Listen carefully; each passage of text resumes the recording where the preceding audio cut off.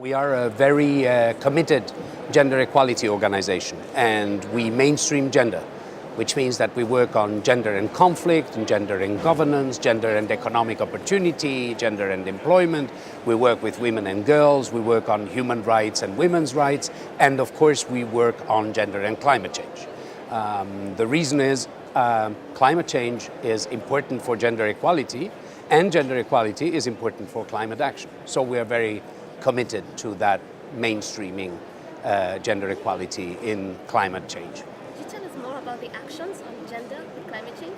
Yes, as a development organization, we look very much at the development of nations that are poor and of communities that are poor. And women are sort of very connected to climate change because they are farmers, smallhold farmers. They live in coastal areas. They are peasants.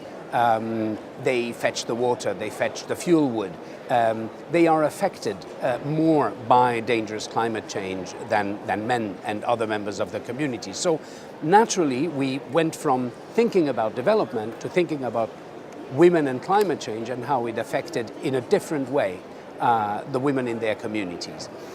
Then, of course, we don't see women as victims. Of course, we analyze the impact, but we look at them as transformation agents. They know more about some issues, so they can be a very powerful ally and actor in terms of introducing a positive spin. They know about water, they know about agriculture, they know about early warning in their communities. So we are working with women groups and with women individually to win them to the cause of climate action. What kind of mechanisms are you using to reach the women on the ground? One important mechanism is the Small Grants program that supports women in their communities through microfinance, microcredits, small grants. It's in the name. It supports economic activity mostly, but it looks very much at female heads of households who have good ideas and can make a living out of those good ideas. We also support capacity development. We are a very big capacity development organization, and we find that sometimes the formal education systems have not provided the capacity development that women are capable of acquiring and that they need precisely to be competitive in the labor market and in the market. We support specific initiatives I mentioned before, early warning system, preparedness and disaster risk reduction. We've been working very much with women as early warning agents.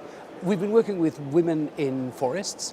They have been traditionally not at the forefront of that sector of climate action, and we have worked with them. And then, if I may say so, it's like I'm saying, we work with women as we were men. We are an organization that is in parity. So when I say we, it's the men and women in UNDP who work with their peers on the ground. We work in 144 countries and territories, and we have a pretty large footprint there. Very much at the grassroots level, very much in the communities, but still covering the entire gamut of the developing world. The other question is now talking about both equality, men and women. How does UNDP look at those issues, making sure that gender equality is actually maintained in the framework of the COP21, for example, or in general? Well, we think that definitely it's a fight of society. This is about rights. This is not about a group of people. It's just common sense. You cannot fire your engine only on half of its firepower. No? You need half of society if you want to be a rich, prosperous, and developed society. And that is what some societies, the most equalitarian, the most gender-aware societies in our world have done. They have opened up space. Women have their space in the public arena. They are politicians, representatives, lady mayors, members of parliament, ministers, judges, diplomats, what have you. They have opened the private space of business. And women are CEOs and vice presidents and executive directors and members of their boards. And that has come mostly through opening education for girls. It comes bottom up. It comes from a good training, a good capacity development, and then through positive action, affirmative action. We are advocates for all that. I never forget to mention that we are one of the champions against gender-based violence. We work in conflict settings, we work in post-conflict countries, but not only where there has been war is there violence. It prevails. It's not a problem of developing countries. It is a problem of our societies far and large. So we are also strong advocates for a culture of coexistence, tolerance, respect, and against gender-based violence. If I could ask just one more thing. Please. We heard today from Africa and from the Maldives about climate refugees. Yes. Is that a term that UNDP will be thinking of?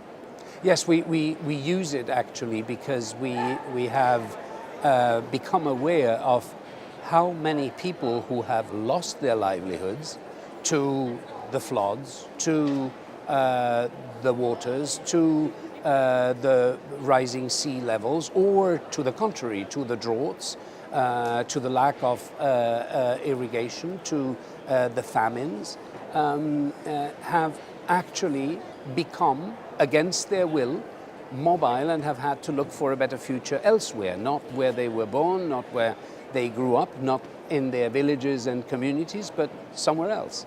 And that represents a forced mobility that actually obliges people to seek refuge. And the reason why they do so is because dangerous climate change has chased them away from their places of origin.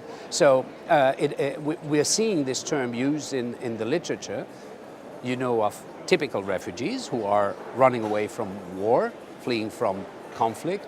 We're seeing more and more refugees who actually run away from the adverse effects of climate on their livelihoods. It is, after all, a very similar type of phenomenon of population flow than the crisis migrations that we are seeing when there is no hope, when there is no economic opportunity. Well, that is partly what is happening because of the climate. How can COP21 support your agenda as UNDP? With an agreement. Yes. With a big agreement. What do you want to see in it? Oh, I want to see a very constructive differentiation of countries that have to be more involved and more responsible and more in charge and in the lead to support those countries that are more vulnerable. I want to see a pact of climate finance with generosity and with the sensation that the countries who contribute are doing the right thing for their brothers and sisters, but also for themselves. I would like to see a good agreement in terms of loss and damage. I'd like to see an agreement that is legally binding and where we all feel that we not only embrace our obligations but are quite happy to do so because it is the right thing to do, and we cast it in law, and we commit to delivering on that law, international treaty. And I'd like to see all this momentum that has been created in Paris coming out at a point of international consensus that this is the issue of our time and we need to act on it.